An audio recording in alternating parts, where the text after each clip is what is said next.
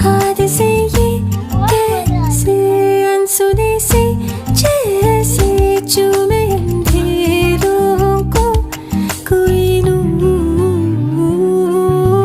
बन के तितली दिल उड़ा है कहीं दूर। सिर्फ कह जाऊं या आसमां पे लिख दूं तेरी तारीफों में चश्मे बदलूं।